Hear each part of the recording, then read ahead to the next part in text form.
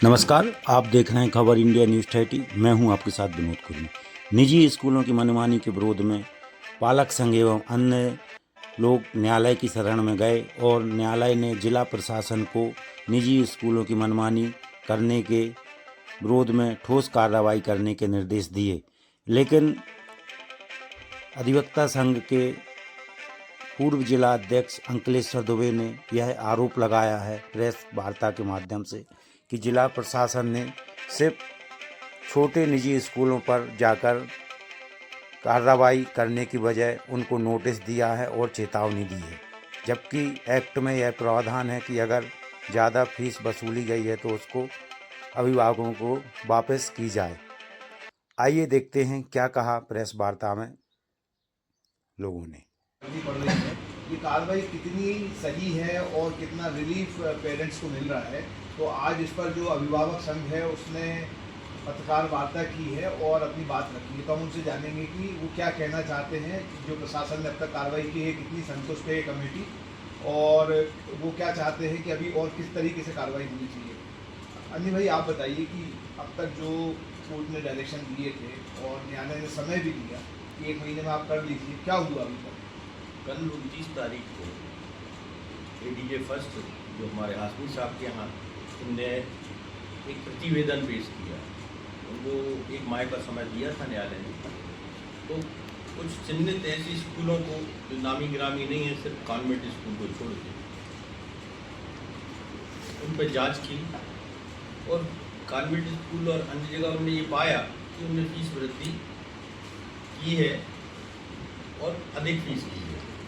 तो हम लोगों का कहना है कि जब आपके पास अधिकार की कमेटी बना ली थी, जांच आपने कर ली और ये पा लिया कि फीस की वृद्धि हुई है, तो आपने तुरंत एक्शन क्यों नहीं लिया? उनको चेतावनी अकेली दी। क्या उस फीस वृद्धि जो जिसके माँ बाप ने उस बच्चे को वहाँ एडमिशन कराया, वो उसकी गाड़ी कमाई को वापस करने का प्रावधान है, उसमें प्रावधान है। तो चाहते अन्य कलेक्टर्स ने किए, कमेटीज़ ने की, जो अन्य जिले की वैसे वापस कराए, एफआईआर की, संचालकों को जेल तक पहुंचाया। पर वहाँ जब इतनी कठोर कार्रवाई हो सकती है उसी नियम कानून के तहत, आप यहाँ से चेतावनी दे रहे हैं, तो इसका मतलब ये है कि आप कोई ठोस कार्रवाई करना नहीं चाहते। न्यायालय को कागजी खाना पूर्ति में उठा के तो डेट बढ़ाने के लिए आप हर बार आ जाते हैं। इस बार भी उन्होंने यही किया कि साहब अभी हमने कुछ स्कूलों की जाँच की है, हमें 1 तारीख और दे दीजिए, हम आगे कार्रवाई कर लेंगे और बाकी जगह। तो जिला शिक्षा अधिकारी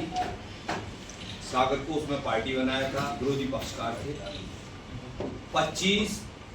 3/25 को पिटीशन दायर की गई थी और प्रकरण का नंबर 25/2025 है। उक्त प्रकरण में जो संक्षेप बता जो कार्रवाई हुई अभी तक, माननीय न्यायालय ने सभी तीनों पक्षकारों को नोटिस जारी किए। जब माननीय कलेक्टर महोदय उक्त अदालत में उपस्थित नहीं हुए तो उनके लिए व्यक्तिगत उपस्थिति हेतु पत्र भेजा गया।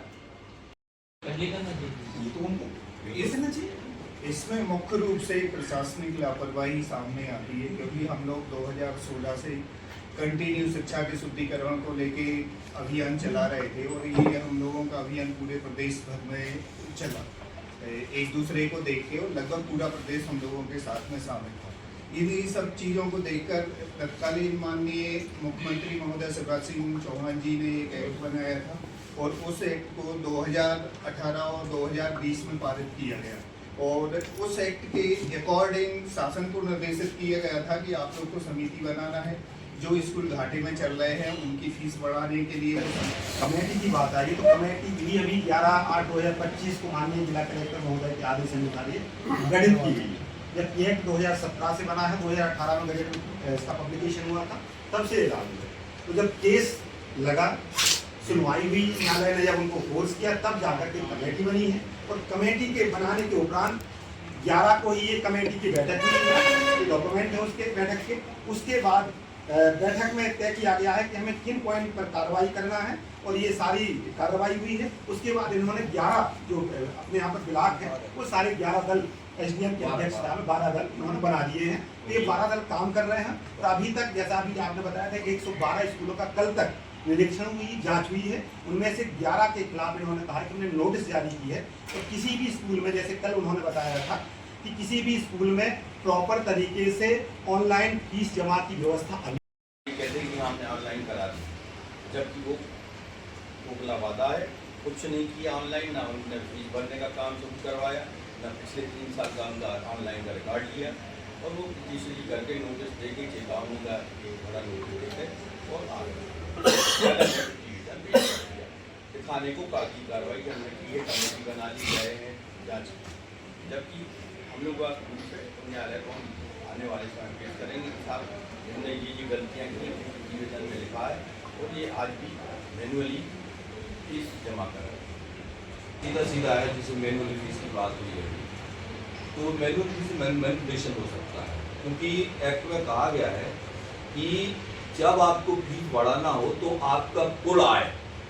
व्यय को हटा के कुल आय 15% से कम है। कुल आय जो सालाना ऑडिट पूरा पेश करते हैं 15% से कम है तो फीस बढ़ा सकते हैं। तो अधिकांश इसको सोच नहीं करते, जबकि उनकी हमें लगता है बहुत ज़्यादा आय होगी स्कूल की। कुल आय उनकी 15% से जो व्यय किया उसे 15% आए गए और सभी ने इसकी स्कूलों की जांचें की। जांच उपरांत जो 112 स्कूलों का भी जो कल तक 112 स्कूलों का प्रतिवेदन कोर्ट में प्रस्तुत किया गया और ये कहा गया वहाँ पे कि आगे और कार्रवाई